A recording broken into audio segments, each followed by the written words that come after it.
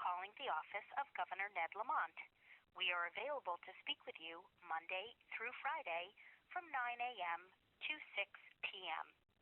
To speak with a governor's representative, please press 1. Office of the Governor, how may I help you? Hi, I'm hoping you can help me.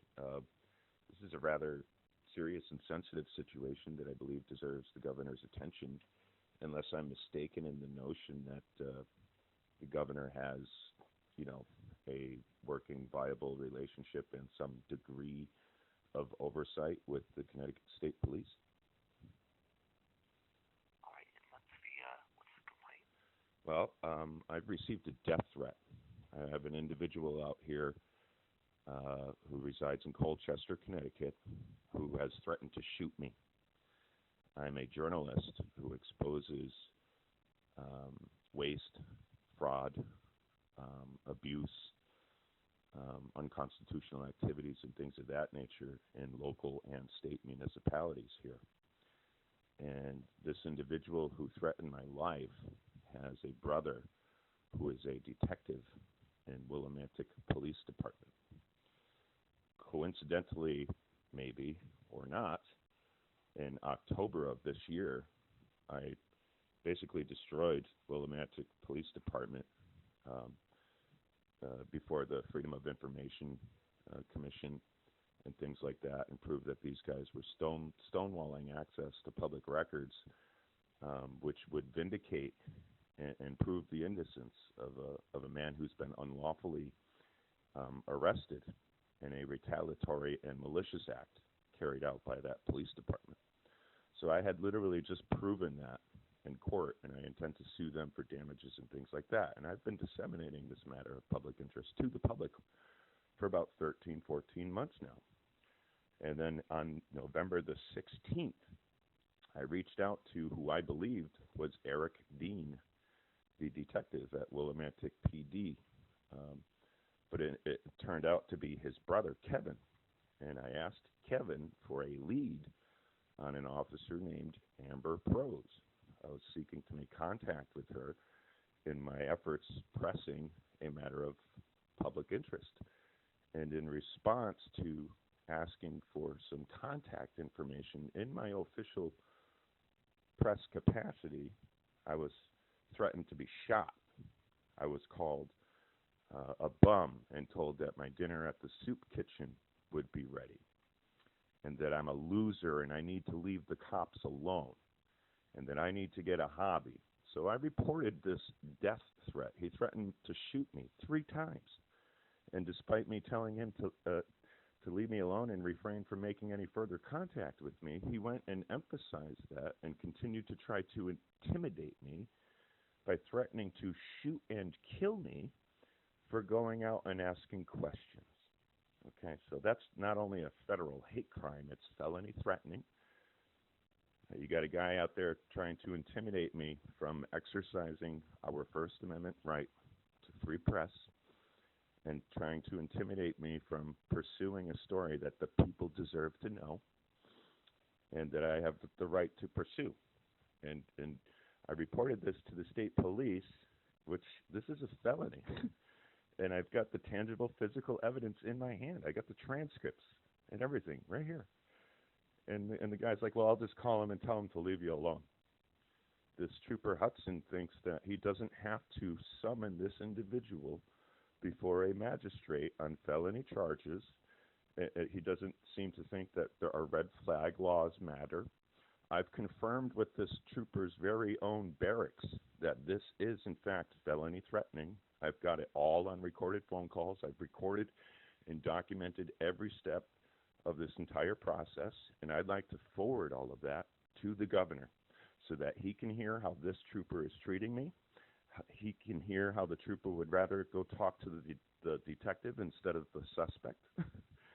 The trooper is sitting here telling me he's just going to call him and tell him to leave me alone. Is that normally how the Connecticut State Police deal with felony crimes?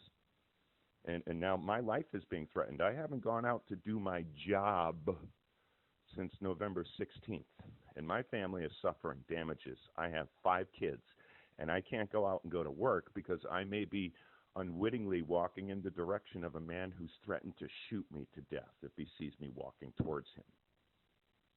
Okay, he remains at large, and the police have not put in a warrant application. The police have not put in an application with the courts, a risk assessment application, so that the courts can determine if this guy's arms are registered like they're supposed to be, if his ammunition is registered like it's supposed to be. No one's doing anything, and my life is being threatened. So I would like the governor's attention, and I would like his help today, because this individual remains at large, and he needs to be apprehended and arrested. I have the tangible physical evidence to prove it, but unfortunately, I've been met with a, we'll say, rogue agent of the Connecticut State Police Union who seems to have more priority placed behind insulating the brother of a detective than he does upholding our laws and protecting my life. So have you contacted the professional standards for the state police? I have contacted them in regard to other equally serious matters to no avail. In fact, my email address, I think, is screened from even getting through to them. I'm often hung up on. I never get, and that's when I get a hold of somebody. It's very rare that I get a hold of somebody. They just float you through the automated system and put you into voicemail boxes, and no one ever returns your phone call. And I have dozens of phone calls, all recorded, that I can send to the governor's office to prove that's a substantiated fact as well. So I mean, I'm calling because we need help. The state police are not doing their job. I'm not the only person who is being neglected. It seems deliberately neglected by the law enforcement in this state because of what I do for a profession. These people are taking personal indifference with me and developing a extreme prejudice and hatred toward me on a personal level because of what I do for a professional career. Okay? So this is a serious problem. I'm out as a journalist. I go from one side of the state to the other asking questions, and I got the brother of a detective of a department I just raked right over the coals and embarrassed publicly, threatening to shoot me if he sees me walking around asking questions. And the police haven't made an arrest yet, and the red flag laws haven't been implemented yet.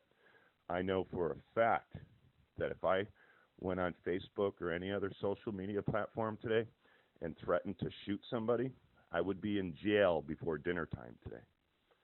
And it's because I don't have a brother who's a detective. Do you understand what I'm saying? All right, so to escalate your case, you can contact the Department of Emergency Services and Public Protection. They oversee the state police, and they'd be able to look into that for you. Okay. Does the governor's office oversee the state police? Well, the governor is at the top of that sort of hierarchy, but it has to be through these proper channels that this action is taken.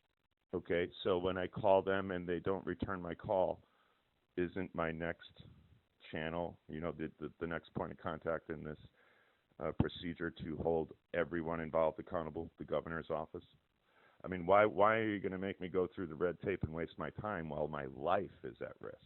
What if while I'm trying to get a hold of the Office of Emergency Management, I'm shot? Sir, I'm trying to give you the information that I can provide at this time, all right? Yeah, sure. I'm going to follow your recommendation, and I'm going to call them, and it's going to be a complete waste of time. And I'm saying, looking ahead, going forward, what would this office? You can dwell on that after the fact, but right now I can give you that phone number, all right? Sure, yeah, I'll take that phone number. All right, the phone number is 860. Yep. 685. Yep. 8000. Yes, I'm aware. I just want to know before we conclude this phone call, what sort of assistance this office may be, able to provide me in lieu of any sort of measures I try to put in motion with that office, not actually being productive. what can I do to protect my life? Is the governor's office going to do anything to encourage the Connecticut State Police to enforce our laws pursuant to our laws? Well, sir, again, if you call this number and explain your case to them, they'd be able to look into that. I'm not a law enforcement expert. I can't really answer your specific law enforcement based question. And you don't think that my governor who works for me deserves to know about this? I'd like him to know. Sure, I'm going to follow your advice, but I'd just like to know if the governor is going to be made aware of the situation or not. I will pass along that to the governor, all right? Okay, and I'm going to follow up with you guys because I expect a response to this. I want a statement from the governor about what our police are doing. Sure, I'm not asking you to guarantee it, but I'm telling you that's what I expect, and I want you to tell the governor that too. And I'm telling you that is probably not going to happen, all right? Yeah, sure, that's fine. Just remind him who he works for. Okay, he doesn't work for you, he works for me. All right.